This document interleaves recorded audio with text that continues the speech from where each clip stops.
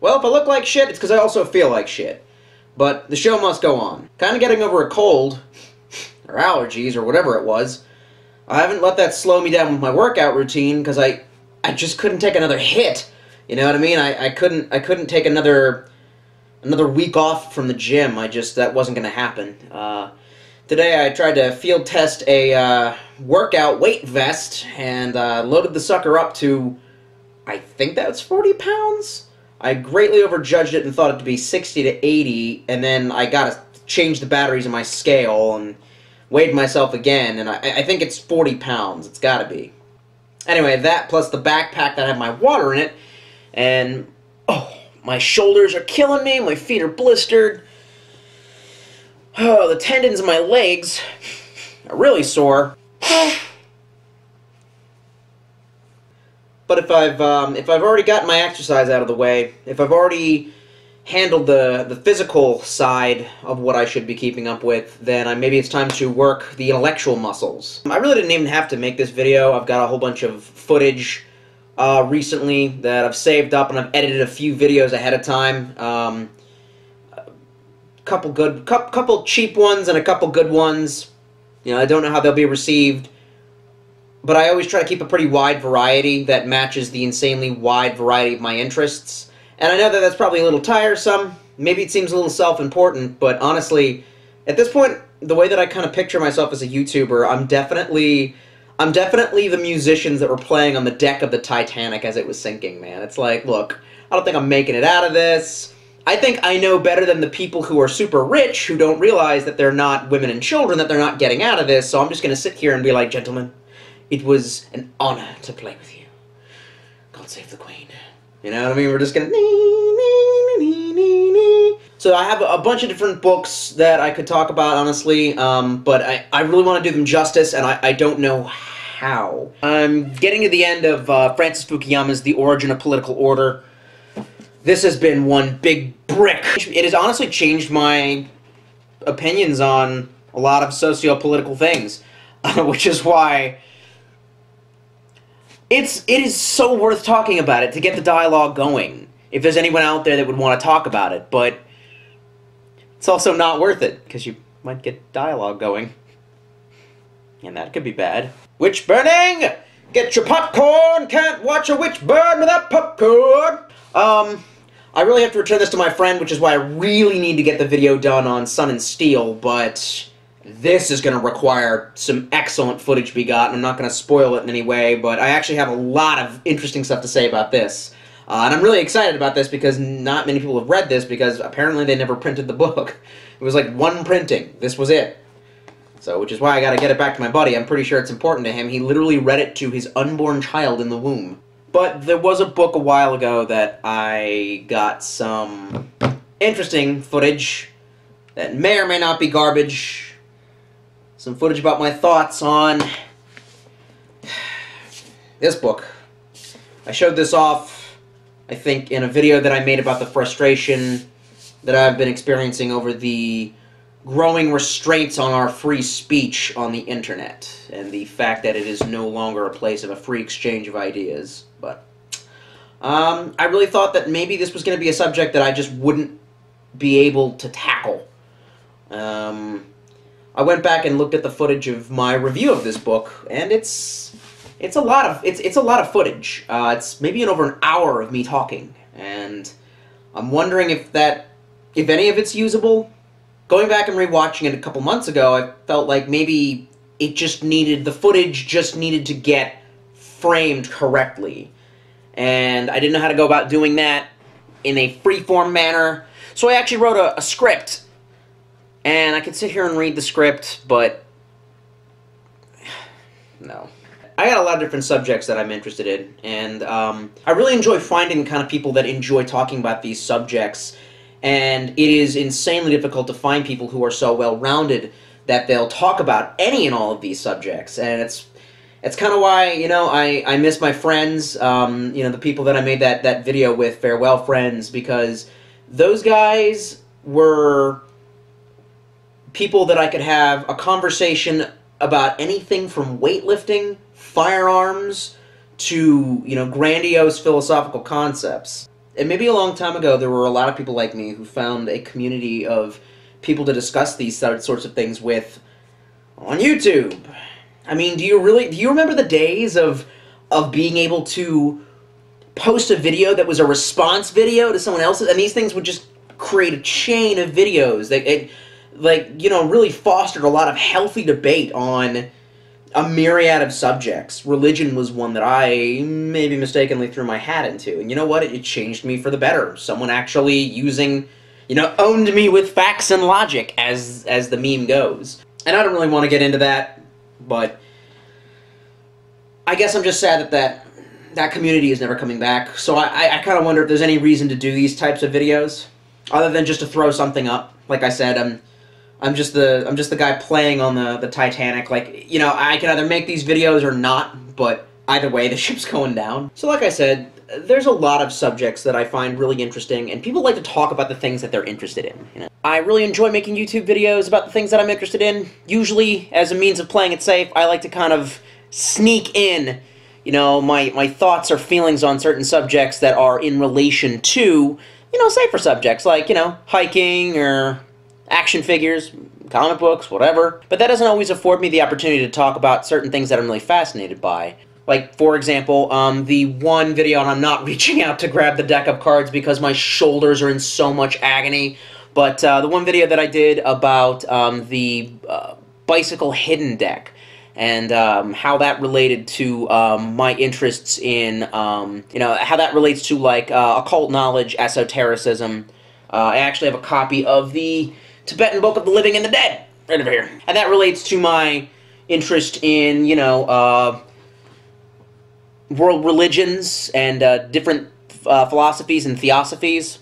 And those things are not completely divorced from the subject of, well, drugs. I have a surprising amount of knowledge concerning drugs, both illegal and legal. For example, when I first booted up Far Cry 5, and I didn't know anything about this, but when I first saw the first loading screen that has, the church and that white flower chilling off of the, growing on a vine hanging off of one of the trees, I immediately looked at that and I said, that's Datura, that's Devil's Trumpet. And they use that to make scopolamine, which was attempted to be used... Scopolamine has a history of being used as a literal brainwash drug. There are, I believe, even declassified CIA documents that they try to use as a truth serum, but in essence, all it really makes you do is become very suggestible. You'll literally do whatever someone tells you to do, but that means that if you say, well, the rebels hiding here, you'll go, yes. And then, are they hiding on the moon? Yes. One of the uses by criminal organizations of that same drug, of Datura, or, scopolamine, is they will grind it up into a powder and then blow it into the faces of people who are tourists, and then they will say, take me to an ATM machine, we're going to empty out your bank account, and people literally have no memory of doing this for them. I recognized that immediately. When used in a small enough amount, in patches, it's used to treat seasickness. So that's just like an example of my drug knowledge. I think the biggest reason why I don't talk about stuff like that on air, or I hesitate to review books about these subjects, is because it opens up a big can of worms. One, people might label you as a drug user, which I still feel like has a big stigma in this country, which it really shouldn't. You should be free to do with your body what you wish. I don't, again, think that's a really radical concept. People will still judge you for it. Actually, in the end of this book, Francis Fukuyama talks about how institutions are hard to erode due to the human nature for conservation of our, world narrative, of our world model, he says. So that's probably why. There's probably a lot of stigma left over from decades of a failed war on drugs. The other thing is that if you attempt to make a point about the medicinal nature of some of these drugs, because I believe that a lot of illicit drugs do have some medicinal properties. We're just now kind of getting society to accept that CBD cannabinoid can be used medicinally. I'm sure that the hippie stoner culture has, greatly exaggerated some of these benefits, And I've even read an article last night talking about how the new industry that's coming to take over, marijuana, big marijuana, the new booting up industry is attempting to suppress papers that are coming out of, some metadata that was coming out of Sweden concerning the detrimental effects of marijuana use in children's developing years. I actually don't even think that children should be able to drink. Children. I actually don't even think that people should be able to drink until 25. They have proven that your brain is still growing and changing until 25. I don't think until you are truly mature you should be able to do any drugs, but past that point you should be able to do whatever you want. You should be able to shoot up heroin and destroy your life. It will definitely destroy your life, but you should be able to do that. It feels good saying things like that. It feels good being who I really am. Can you do that with libertarianism? Can you say it's like a gender? Is that like my sexuality? Can I identify as a libertarian? And if you don't agree with me, then you're a fascist. I mean, no, really, actually, in this case, you kind of are. You're someone who wants to try to control someone else's body. Anyway, no, I'm not getting into that, no. I guess my official narrative needs to be that I've never done drugs, and that you should never do drugs either. I guess that's a safe way of phrasing that. But I'm not going to sit here and pretend that I don't have an interest in them, and the free exchange of knowledge should not be grounds for incrimination. Knowing that witches exist does not make you a witch. I think that's how that works. Let me guess that's not how that works. In fact, a couple channels that I really enjoy but I think they've actually, well, I think one of them definitely was essentially told to turn it down. Swim, a Canadian fella who, makes videos about his past drug experiences. And I'm always down to hear a good drug story, to be perfectly honest. And then there was another guy, CG Kid, and he is very anti-drug. He has done all the drugs, and he is now a drug addiction counselor. And I really enjoy learning how drugs affect us on a neurological level, how they affect our consciousness, and how they affect us physically.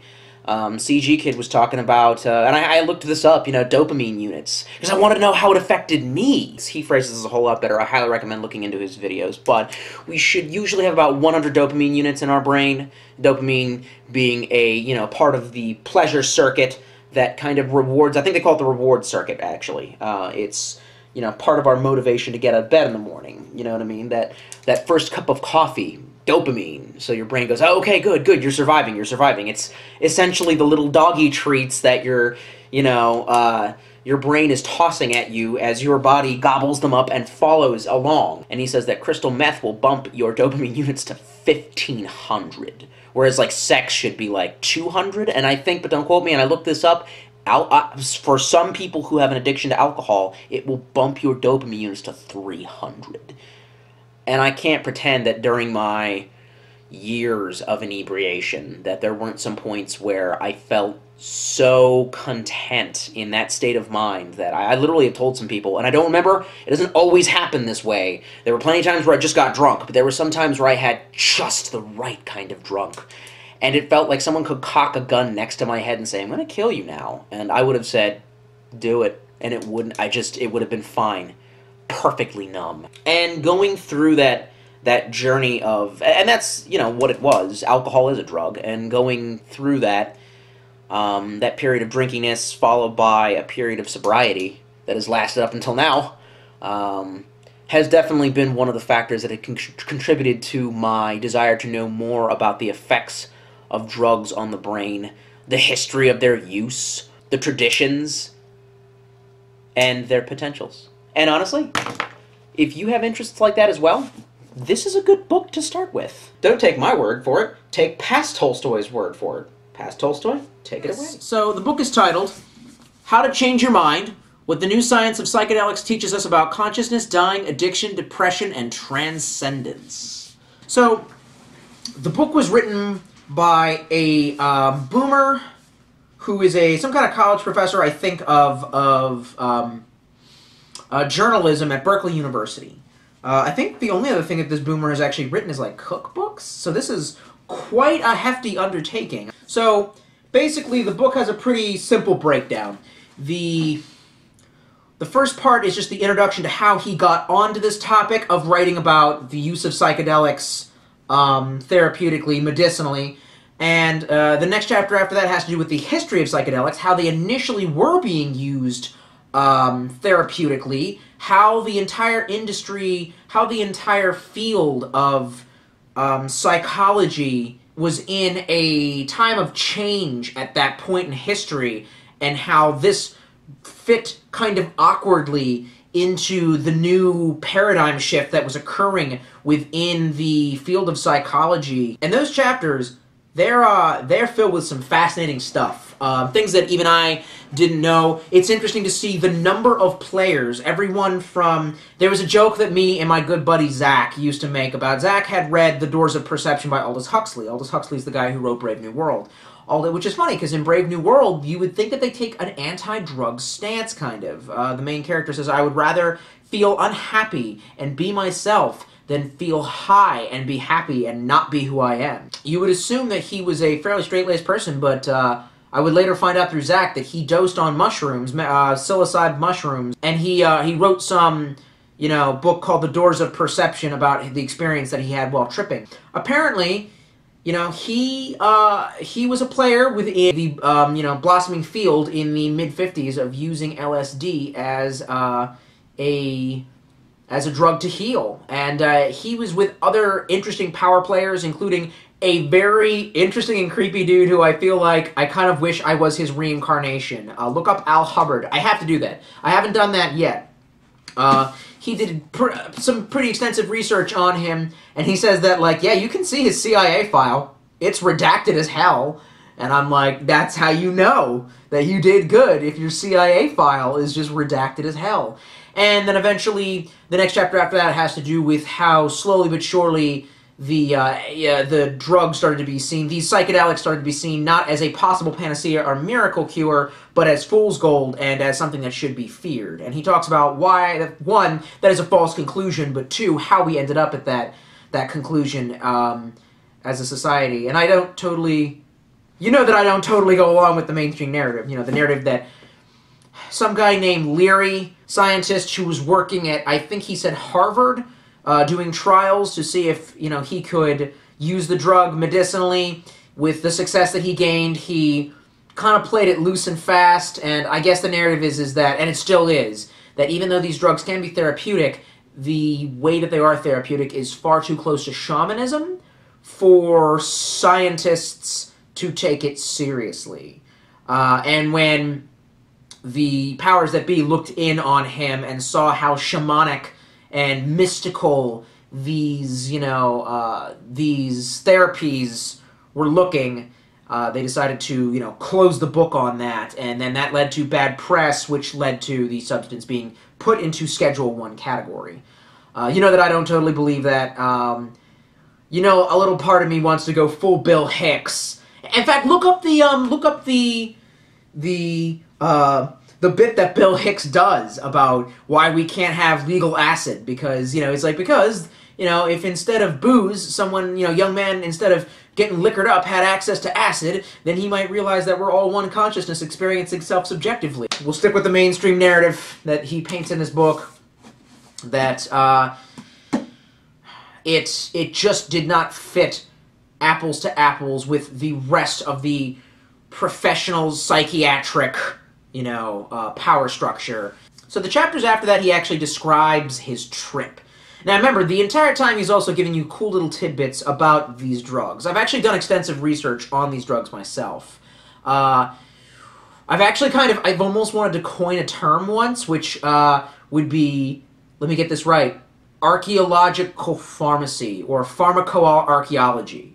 There's probably already a term for that, but there was a really, really interesting Cracked video back when Cracked was making those videos. Do you remember those videos? I saw a whole video about how Cracked stopped making those videos due to some kind of financial ruin, which really sucks, because though their politics tended to bend a little bit in the direction that I don't bend myself, a lot of their stuff was heady, witty, funny, young, and actually was pretty thought-provoking. A lot of times they kind of stuck with the more rationalist argument. And anyway, they had done one strange episode where there was a guy who had written a book. I forget what it was like. It was called like The History of Highs or The History of Drugs, something like that. And he was basically more or less describing several different things that drugs that have been lost to time, or ways of doing current drugs that we don't really think about, different ways to do them that would result in, that would have different results. One of the examples was how the Native Americans used to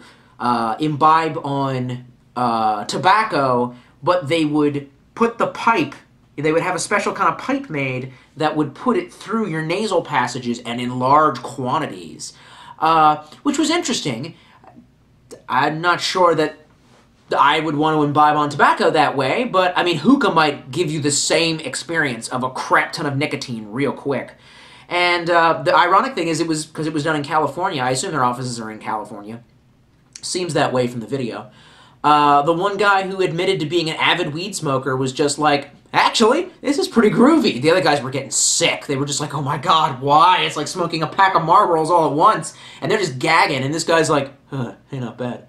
And I don't remember the other few drugs that he went over, but one of them was really interesting, and I had to do a lot of research, but there is definitely some kind of gap in between his conclusion and my conclusion. He was talking about a drug that is mentioned in the Indian Vedas. Ironically, the drug is actually called Soma. Let me tell you about how funny that is. Soma was the fictional name of the drug that kept people dumbed down in Brave New World. Soma is also a real-world drug. It's carisoprodol. It's just a muscle relaxer. They talk very highly of it and the wisdom that it'll impart upon you. He comes to the conclusion that it is some kind of mushroom or fungus, and he had to treat it a certain way, and he made mushroom beer out of it. Almost a little bit like ergotized beer, I guess? Oh my god, I wonder if that's what it was. Anyway, most people in the office that he gave it to, and that's the thing, is these people, and they safetied it up by, it's interesting how this guy's like, so all you really have to do is, and then they just cut the camera real quick, and they're like, nope, not showing that, even on the internet. Congress shall make no law respecting an establishment of religion or prohibiting the free exercise thereof, or abridging the freedom of speech or of the press, or of the right of the people to peacefully assemble and to petition the government for redress of grievances. Damn. So he doesn't explain how he makes his sweet psychedelic mushroom beer, you know, whatever. And he gives it to, the willing participants within the office, some of which make all these videos. Used to make the videos for Cracked, which, again, I enjoyed seeing these people. I thought they were kind of witty and clever and fun. I mean, they weren't as real as a true blue YouTuber, but they were cool personalities, cool Gen Y personalities. And they all, they are all tripping, and a lot of these people are getting really sick and retching into, plastic buckets. And this one girl really, really enjoys it. And she's sitting there and she's talking a mile a minute. It's like she's a YouTube video by a guy named Tolstoy. And she's, really, really white girl wasted on this supposed psychedelic. And by the end of it, she kind of calms down and she's like, I just get this very beautiful feeling that we're all interconnected. And, insert basic, psychedelic revelation. And the guy in the end, he basically says, that's why I wrote this book and why I study these things, is because I believe that drugs can be used to occasion some sort of mystical moment that can improve the quality of someone's life, can change someone's life for the better. And I truly believe that that is possible. So he decides to seek out these trips for himself. The thing that I kind of didn't like, I liked it and I didn't like it.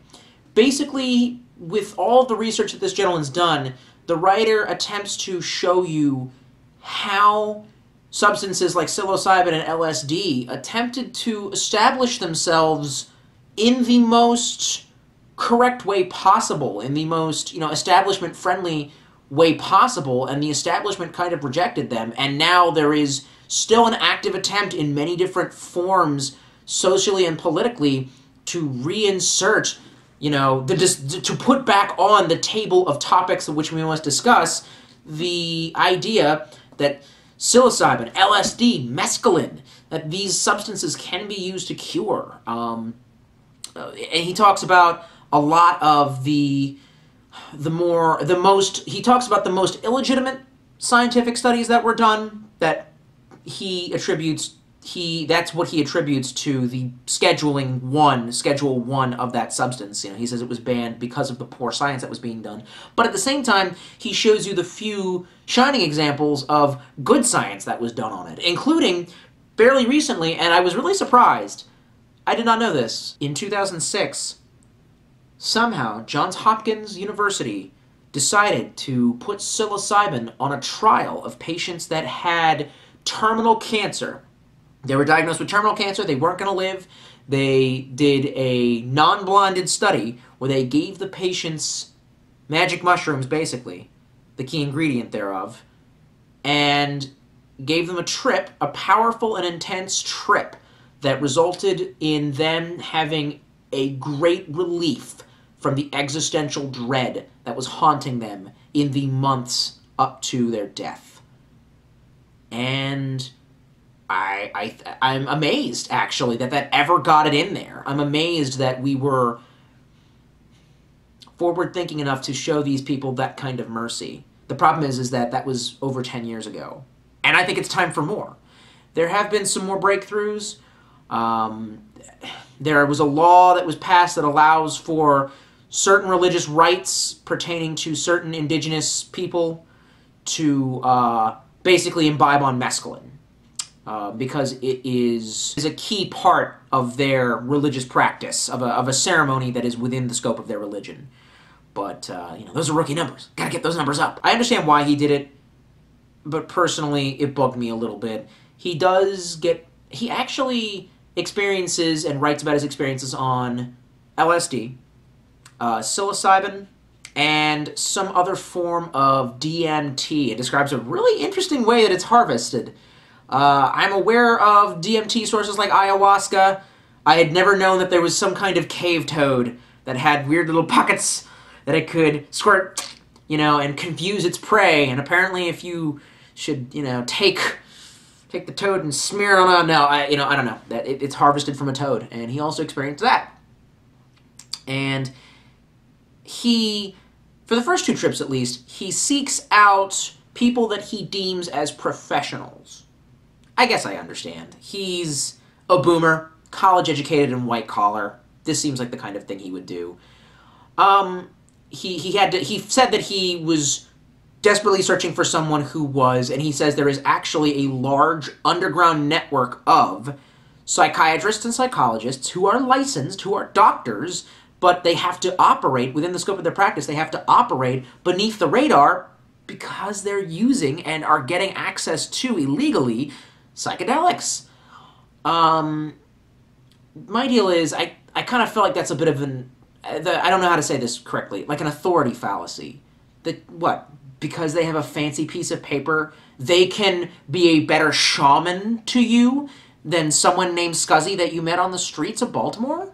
Sir, I think not! No, as I say it, maybe I feel... And to be fair, the people, he goes into the background stories, the people that he went to, and they're quite amazing background stories. The German guy who lives in a little compound in the forest that he's created where he uses tantric meditation practices to prep people for their LSD trip.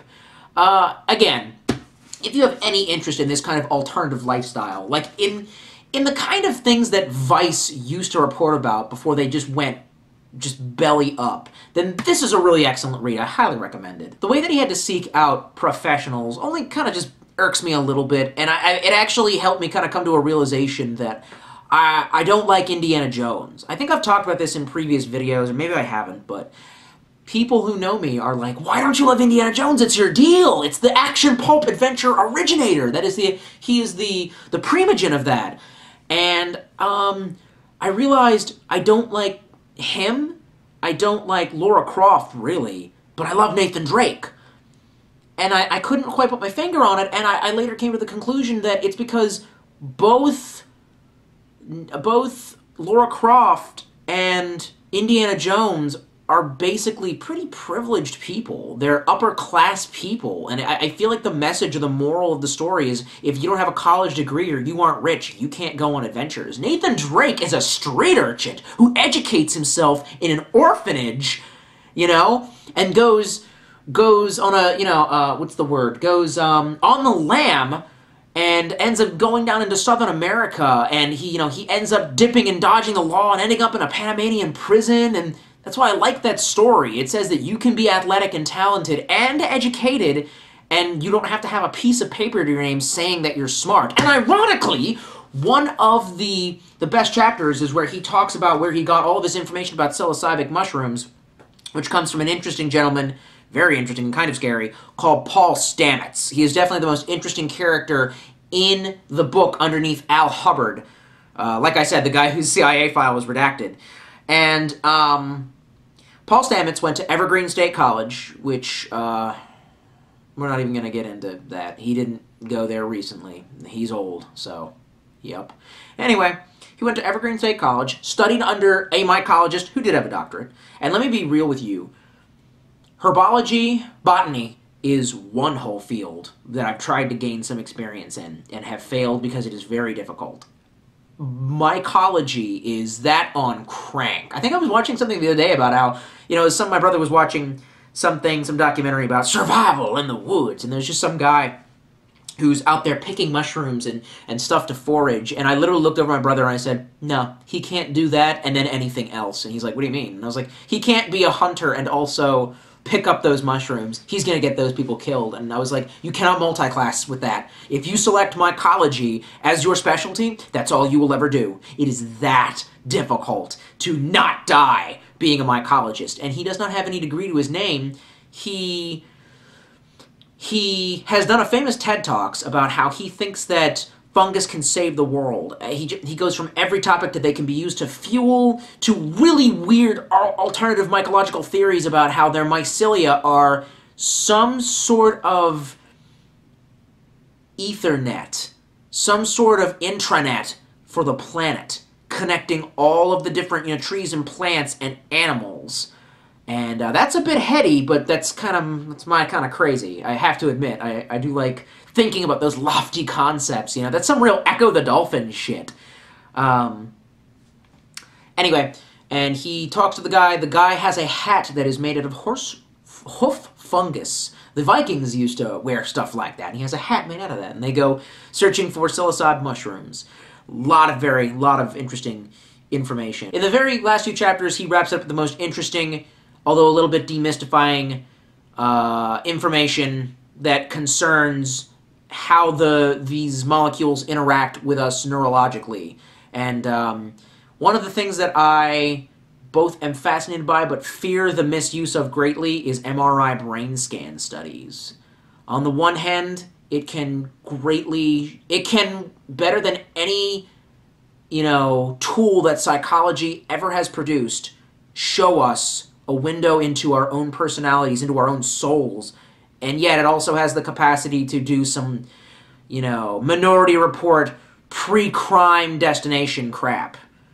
And not sure if I like that. But the chapters on the neurology of these psychedelics are out of sight, and they are insanely fascinating and informative. Anyone who is interested in psychology or psychiatry should definitely read this book and should, look into the science behind what our brains are doing while we're in a tube with a magnet, showing imagery while also on psychedelics. It was quite amazing. I really like studies like that because, in essence, they are finding a way to quantify consciousness, which consciousness fascinates me.